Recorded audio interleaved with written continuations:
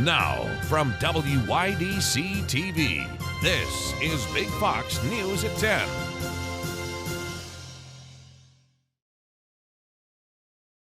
Good evening, I'm Anna Manuel. Elmira City Councilman Tory Kitching has taken a plea deal. Kitching has pleaded guilty to disorderly conduct and trespassing resulting from a physical dispute earlier this year. The altercation happened on February 18th at Elmira's Jazz Club, WMC North.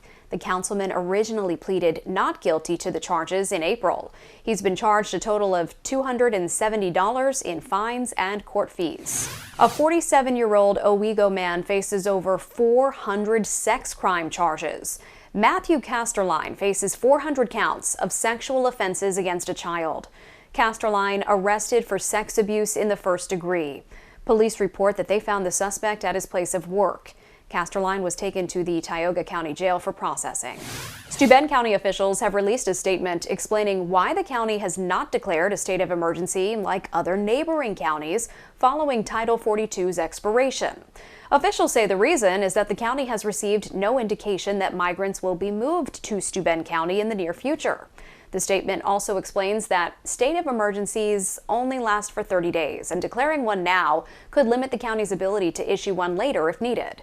Steuben County also made it clear that, like neighboring counties, Steuben does not have the resources to accommodate asylum seekers.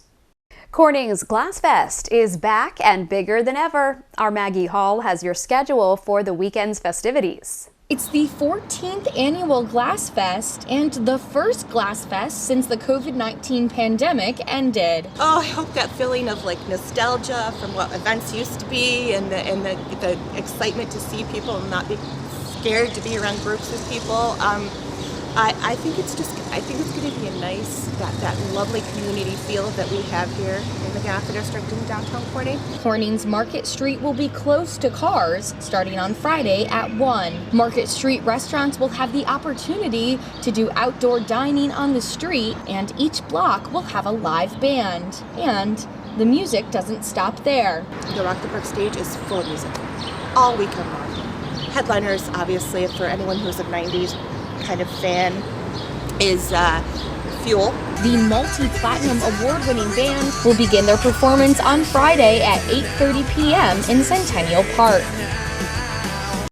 And on the next day, on Saturday, our headliner is Dark Side of the Moon, which is a Pink Floyd tribute band. Glass Fest's fireworks will also make a return on Saturday. The festival will feature live hot glass demos in Centerway Square, starring local glass blowers. For a full schedule of the weekend, visit GafferDistrict.com. Glass Fest will be a celebration of community, art, small businesses, and an unofficial kickoff to summer. Maggie Hall, Big Fox News, Corning.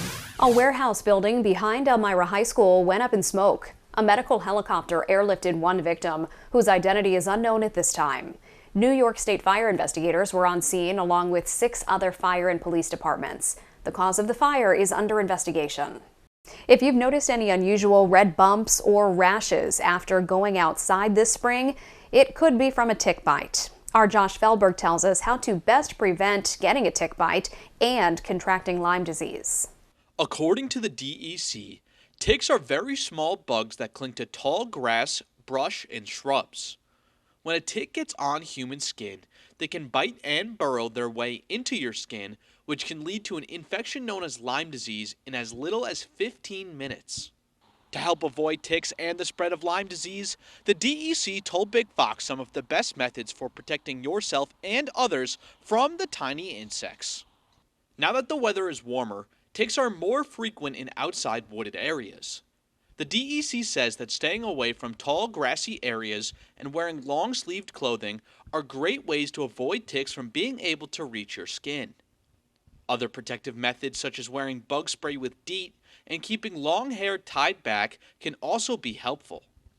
If you do walk through an area where ticks can be found, doing a full-body tick check and showering are effective in identifying any ticks that may be on your body. When looking for a tick bite, check for bumps or rashes that may have little black dots in the center. If the rash worsens or you start developing flu-like symptoms, you may have contracted Lyme disease and you should call a healthcare provider. As we continue to enjoy the outdoors with summer quickly approaching, remember tick prevention to keep yourself and others happy and healthy. Josh Feldberg, Big Fox News, Twin Tiers. Harris Hill Pool will officially open for the season on Saturday, June 17th, according to Chemung County. The popular recreation area's pool will offer lessons to children ages 6 and up starting June 26th. The deadline to sign up for these swim lessons is June 1st. Season passes for the pool are also now available. Fleet Week kicks off today in New York City. This year's Fleet Week began with the ceremonial parade of ships this morning, with various military ships sailing into Lower Manhattan. This year, in addition to vessels from the Navy and Coast Guard, the parade of ships will feature vessels from the Italian Navy, Royal Navy, and Royal Canadian Navy. New York's Fleet Week runs to May 30th. Turning to Washington now, and still no agreement on a debt ceiling deal. And while both sides remain cautiously optimistic, the clock is ticking. Peter Ducey has more. We're going to work until we get it all done. House Speaker Kevin McCarthy striking an optimistic tone following Tuesday's meeting with President Biden. With just 8 days remaining before the U.S. is projected to default, negotiations over the debt ceiling are crawling forward. But there's still no agreement on some of the biggest issues. Fox News has learned work requirements for welfare programs remain a major sticking point for some Democrats, while others are still resistant to the big spending cuts being floated by Republicans. The Speaker insists that there won't be draconian cuts and yet continues to say the spending levels must go down. His position is simply untenable. But the GOP is sticking to its guns, insisting any deal includes significant deficit reduction. And some Republicans say there's a growing consensus across the aisle that spending cuts will be a part of raising the debt limit. You're spending more than you've ever done. You've got more revenue than ever coming. And I don't understand where Democrats think they can't find $1 to cut. Meanwhile, fears are growing on Wall Street and across the country, with experts predicting an immediate downgrading of America's credit rating if a deal can't be reached. That credit downgrading is really important because what it says is, U.S. debt is not the very, very, very, very, very safe and secure debt we once thought it was. The Treasury Department is now asking federal agencies to clarify their debts and payments for the coming days so they can better calculate when the country will run out of money. At the White House, Peter Ducey, Fox News.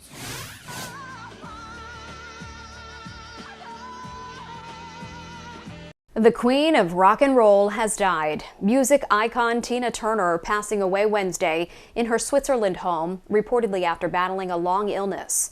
Turner is known for such hits as Proud Mary, What's Love Got to Do with It, Private Dancer, and I Don't Want to Fight.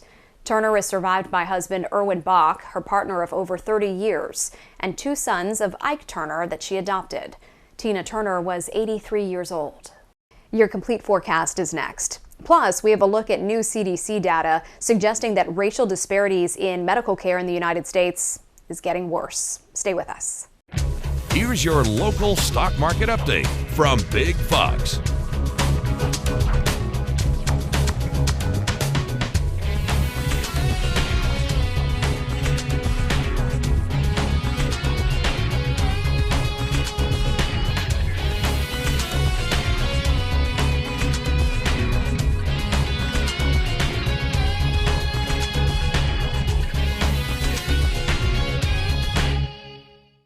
Now, your Twin Tiers forecast from Big Fox.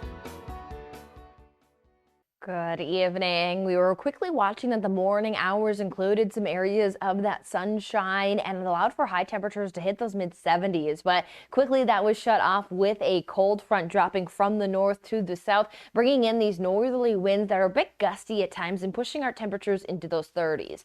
Now, the good news is that with a little bit of some stronger winds, that will limit some of that frost development. But if you do have some of that thriving vegetation, you may want to bring some of those potted plants inside, cover those up, up, make sure to protect them, as we will see another frosty morning set up, as we are going to stay under some notably cooler conditions. We've definitely been seeing these bigger swings in temperatures here this month, though it is something to note that we do make some rapid improvements. So although we are going to be notably cooler for our Thursday into the 60s, abundant sunshine will bring us gradual warming.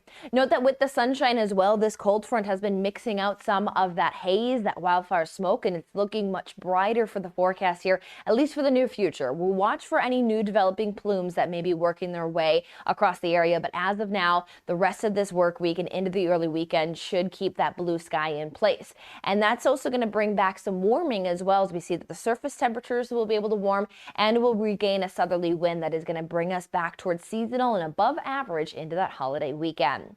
So setting up as we roll into our Thursday, we start off again new with those near frosty conditions and then head into those 60s through the afternoon. So looking at more of a mid-spring, even early spring-like day. So not going to be a cold forecast, but maybe having a light layer, especially for those morning hours, will be necessary, and then pleasant afternoon conditions into those mid-60s. Now this does run about 10 degrees below that average, which sits around 74 degrees for this time of the year. But again, we are still technically in spring, but with Memorial Day setting up, we know that this can be that unofficial start to summer, and we'll get those summer-like temperatures as we even see for our Friday forecast. We will start off the day into those mid-30s again, and with some lighter winds, we'll have to keep an eye on more of a widespread frost potential, so always keep yourself wary of those alerts in place. Again, if you are one that has that sensitive vegetation, take those precautions. But we'll head into Friday afternoon with an improvement. Now, still slightly below average, but again, very, very doable. Sunshine, upper 60s, maybe a few areas touching those 70s.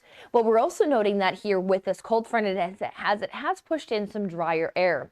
We note that dew points, maximum dew points, are into the 30s and 40s there through Friday. So that is very dry air. So that is going to keep the air a little bit cooler. Now, what does increase is that through the holiday weekend, dew points return back into the 50s. Now, these are maximum dew points, so this isn't going to create that stickiness right away. You'll definitely feel the days getting warmer, especially as we watch that. Temperature-wise, the temperatures do get warmer. We're into the 80s as early as Sunday, but we'll have to continue to watch for some of these increases and changes that are looking to set up for the middle portions of next work week.